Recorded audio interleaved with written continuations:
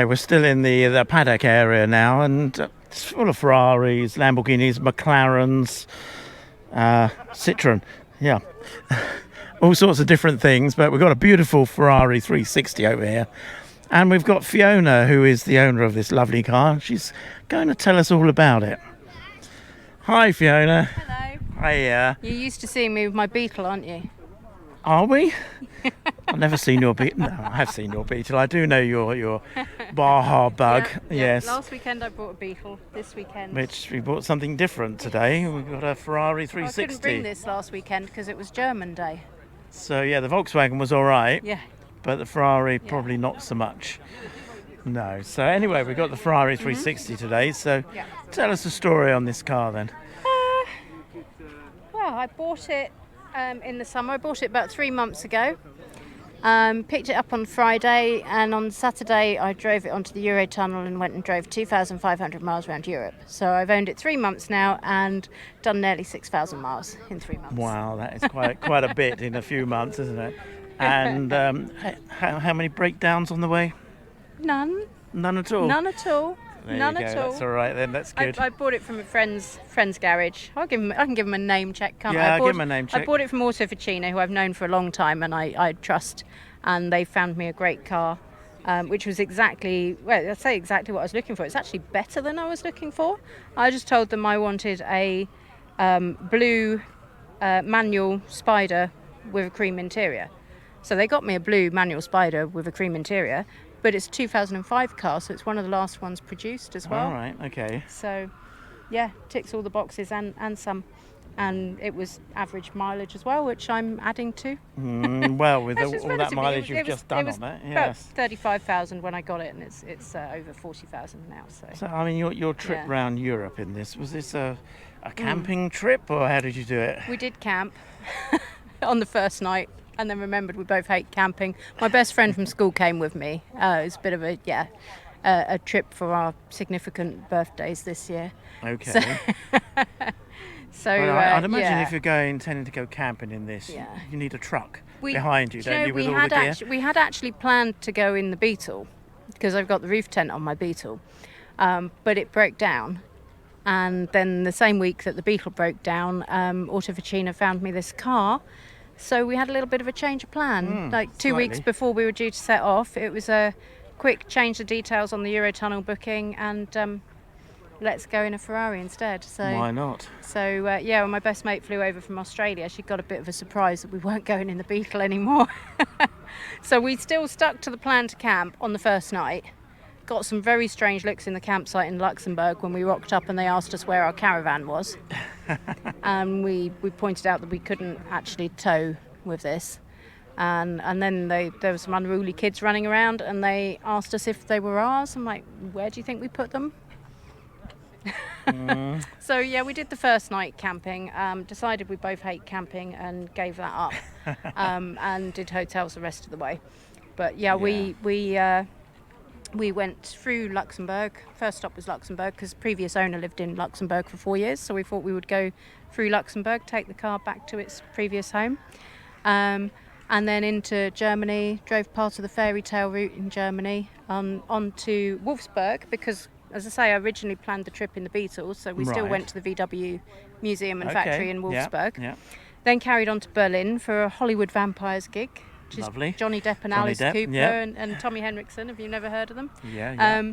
So from there we went south through Germany, through some of the Romantistrasse route, the romantic road, down to Neuschwanstein Castle, and then over the Alps via the Stelvio Pass. Lovely. Tick Been that up box. there Yep, myself. yep. Lovely. And then down to Venice because Tracy had never been to Venice, so we went to Venice for a few days. Not the obvious petrol head destination, but we found a fantastic garage on the island with secure parking Okay. in a cage, right. literally in its own cage, Yeah. so it was perfectly safe. Which we'd have done with the Beetle as well, to be honest, because we're leaving luggage in the car. You want secure parking. So yeah, from there we of course then headed to Maranello because You have that's to. the done thing. If you're in You Italy have to, with a don't you? Ferrari, you've got Yeah. to visit Maranello. You don't go there. yeah. If you've got a Ferrari, Yeah, you've got to That's a go to must. Maranello. So we went there and visited the Fiorano test track and Modena test tracks, and then came back through Switzerland over the San Bernardino Pass, Right, which was much nicer to drive than the Stelvio, I've got to say. Well, Stelvio can get a bit busy, can't it? Yeah, it was very busy. It was very busy. Very, when we very went up busy. there, yeah. Got some great photos up there, but it was very busy. And the cambers are very steep coming down the Italian side as well. You catch the underside of the car if you're not careful on the front. But San Bernardino was lovely. We only saw one other vehicle on the whole road from start to finish. We saw one other vehicle, German camper van. They heard us coming and just tucked themselves into the side of the road and let us blast straight past them. And then well, that's a good thing with this, I suppose. You can't move from a while off, really, can't you? And then we came back through the Black Forest and down through France, stopped off in Epinay and Rheims for the champagne tours, the cellars and a bit of tasting, and loaded the car up. So we managed to fit 2 girls, 2 weeks luggage, camping gear and 16 bottles of booze in the car, which is quite impressive. That's not bad, actually, because I can imagine the luggage space is not Do you want to huge. see? Let's see the luggage space where you've got all that. I know, I expect you want to see the engine as well. We probably will, yeah. It's lurking in the back there under a glass screen. To open all that up.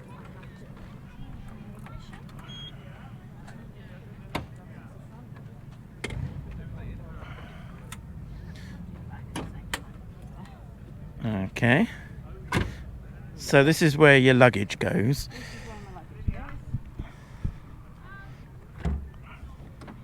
Oh my God, someone's stolen the engine. Where's it gone? I don't know. I get that with my car. It comes as well. with these lovely folders. There is quite a bit of room. There is in a there, document folder that goes there as well, but Yeah. I've left that in the garage with the storage. So yeah, when there's a reasonable amount of space. That's a lot more than I expected. Yeah, to it's be quite honest, in deep, this one, so, it is quite deep. You can fit a decent amount in there. And my car is just full of spare wheel and fluid containers Well, I and don't things, so get a- you can't I hardly, don't you get can a hardly get spare anything. wheel. You get a spray can. I get one of these cans of Tyre World and an emergency triangle and things like that, which that was donated to me by Genie as well. No, that surprised me. There's quite a lot of room. He So lives you could get all blending your his road suitcases in there and thing. everything, couldn't you? Yeah. Yeah, Well, nice. squishy bags is the Yeah, the order squishy of the bags. day. Just You can buy squash it all in. bespoke luggage. Should we go around the back? You can buy bespoke luggage that's designed to fit it. Yeah. It's quite expensive, and squishy bags work very well. Right. Way, oh, look at that. Goodness me. That's a Nuvolari sports exhaust there, which sounds absolutely So that's aftermarket, or is that a That's standard? aftermarket, but it came with the car. I didn't have that fitted, Right. and it came with the car. It's 3.6 litre V8. Yeah, it looks good, doesn't it? Yeah. And that's right behind your head when you're driving along, so you Yeah. can hear that. Yeah. Yeah. Can't hear what your passenger is saying, but you can hear the It's- engine all right. With the roof down, you get the full audio experience. But with the roof on, it's surprisingly civilised. Is it? Right. Yeah. Oh, it does look nice, doesn't it? So there we are. This is your Ferrari. Plans for the future? Have we got more trips planned? Or? Yep. Looking into possible road trips for next year. Right. I'm thinking I would like to go and drive the Transfiguracian Highway. So I'm thinking go via the Tatra Mountains in Poland and down to Romania and then back up the Croatian coast. I think that's a nice little That should tour. be a nice little round trip, shouldn't it? Yeah. Yeah, Haven't lovely. worked out the exact route yet, but yeah, I think that would be fun. Yeah, but it's circulating in your head at the moment. You're going to do that. Yeah. Yeah. You have to press a button. Yeah, I've got to move my seat forward again. Dear, oh dear. It's tough, isn't it? It's tough.